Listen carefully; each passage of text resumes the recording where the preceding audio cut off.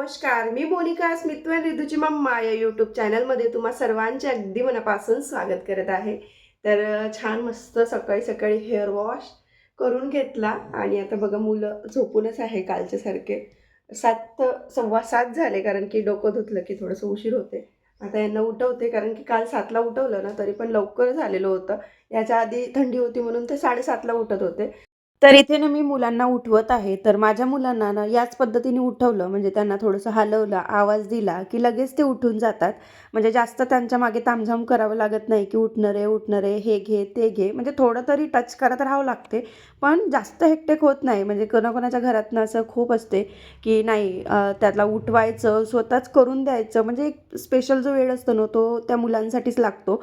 पण माझ्या बाबतीत तसं नाही आहे. मी यांना उठवून देते, त्यांना ब्रश वगैरे दिला, की त्यांचं त्यांचं ते करत बसते आणि तोपर्यंत माझा जो काही स्वयंपाक आहे ना, तो मी आटपून घेते. कारण की टिफिनची गडबड आणि नेण्या आणण्याची गडबड प्लस मुलांची तयारी, खरंच सगळ्यांच्या घरात ना हा सकाळचा खूप मोठा गोंधळ असतो आणि ही प्रत्येकच आई रिलेट करते या गोष्टींना. तर आता मुलांना वगैरे उठवलं, त्यांना ब्रश वगैरे देऊन दिला आणि आलेली आहे किचनमध्ये. तर रात्रीच मी ठरवून घेतलेलं होतं, की नुसती शेंगाची किंवा नुसतीच कोबीची वगैरे भाजी खाऊन ना आता हिवाळ्याचं खरंच खूप बोर झालं. कारण की कमी पैशात जास्त क्वांटिटी ही अशी हिवाळ्यामध्ये ना भाजी मिळून जाते. त्यामुळे ना ते सारखं-सारखं त्याच-त्याच भाज्या खाऊन ना बोर झालं. तर म्हटलं चला आता मिक्स व्हेज बनवून घेते.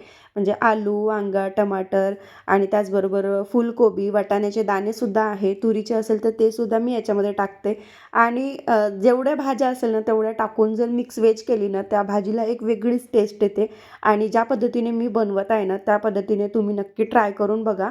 तर आता इथे कटिंगचंच पार्ट सुरू आहे. याच्यात काही वेगळं नाही आहे. शेंगा वगैरे तर मी आधीच निवडून ठेवते, म्हणजे रविवारी किंवा सोमवारी असं 2 दिवस माझं ठरलेलं असते. रविवारी झालं तर त्याच दिवशी, नाहीतर मग दुसऱ्या दिवशी जे काही राहिलेलं भाजीपाला आहे तो पूर्ण तोडून मी डब्यांमध्ये पॅक करून ठेवते. जेणेकरून आठवडाभर काहीच टेन्शन राहत नाही. तर आता सगळं भाजीपाला ना एका कटोऱ्यामध्ये करून घेतला. त्याच्यामध्ये पाणी टाकून ठेवलं आणि इकडे 2 टमाटर आणि 2 कांदे मिक्सरच्या भांड्यातून असं फिरवून घेते. थोडीशी पेस्ट केली, की भाजीला ना खरंच छान असं दिसायला टेक्स्चर जे आहे ना ते खूप छान दिसते आणि ग्रेव्हीसुद्धा मस्त येते.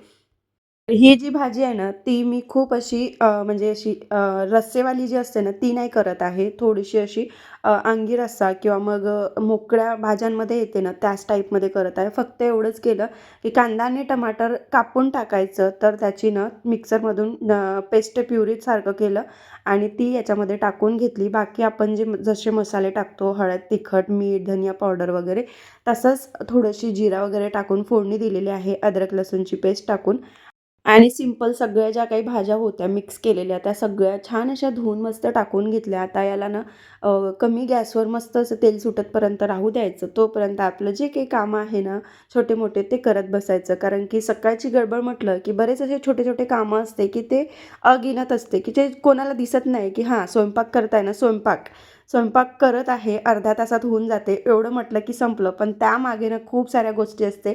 ओट्यावरचं सांड उबळ झालं किंवा दूध गरम करतो आपण, ते गाळता-गाळता 2-4 थेंब सांडले तर मुंग्या लागू नये यासाठी पण आपलं चालू असते, की हे पुसून घे, नाहीतर मुंग्या लागते. तर ह्या ज्या छोट्या-छोट्या गोष्टी असते ना, या खरंच कुणालाच दिसत नाही. हे जी बाई करते ना, तिला स्वतःच या गोष्टी सगळ्या काही आहे ना, त्या माहिती असते. तर इथे आता टिफिन वगैरे सगळं पॅक करून घेतला आणि हे जर घरी असले ना, खरंच एवढं समाधान असते ना मनाला. कारण की दुपारच्या वेळी जर घ्यायला जायचं असलं, तर काहीच वाटत नाही. पण सकाळच्या वेळी जर नेऊन द्यायचं असलं ना, पूर्ण कामाचं शेड्यूल जे आहे ना, ते पूर्ण डिले होते. म्हणजे 10चे 11, 11चे 12 असं होत जाते.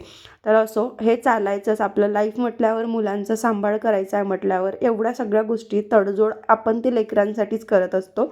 त्यानंतरनं डायरेक्ट मी तुम्हाला मिळालेली आहे संध्याकाळी. तर आता ना प्लॅन होता आमचा, महिन्याची सुरुवात आहे त्याच्यामुळे जी काही ग्लॉसरी वगैरे लागते, किराणा सामान, तो घेऊन येऊ आणि इकट्ठा आणला की महिनाभर काही टेन्शन राहत नाही.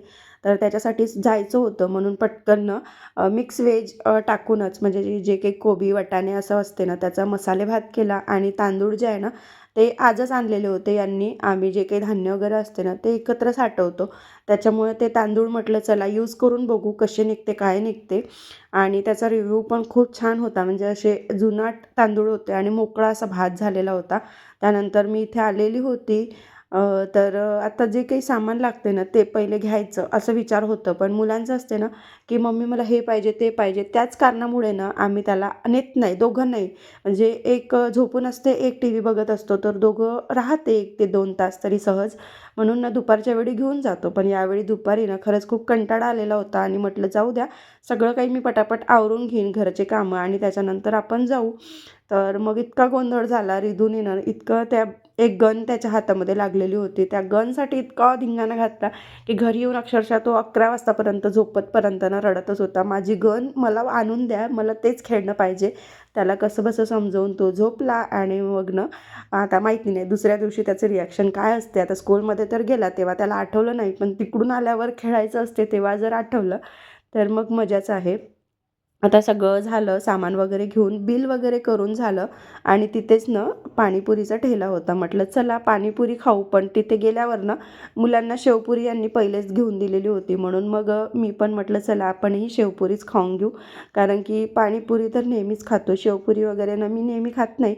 त्यानंतर ना खाणं-पिणं तिथे झालं. परत घरी आलो आणि घरी ना मी मेनू बनवूनच ठेवलेला होता. मसाले भात, कढी आणि सोबतनं ग्लॉसरीमध्येच पापड आणलेले होते. तेच तळून घेतले आणि बोलण्यामध्ये थोडीशी तुम्हाला आहे ना अशी उभळ आल्यासारखी दिसत असेल, की म्हणजे हे बोलत आहे आणि काय होत आहे? तर ना सारखं व्हॉईस ओव्हर द्यायला बसली. तसंच ना खोकला जो आहे ना तो सतत येऊन राहिला 1-1 मिनिटानंतर. त्यामुळे पॉज करून, करून मी व्हिडिओ एडिट केलेला आहे. तर चला इथेच व्हिडिओ थांबवते. बाय.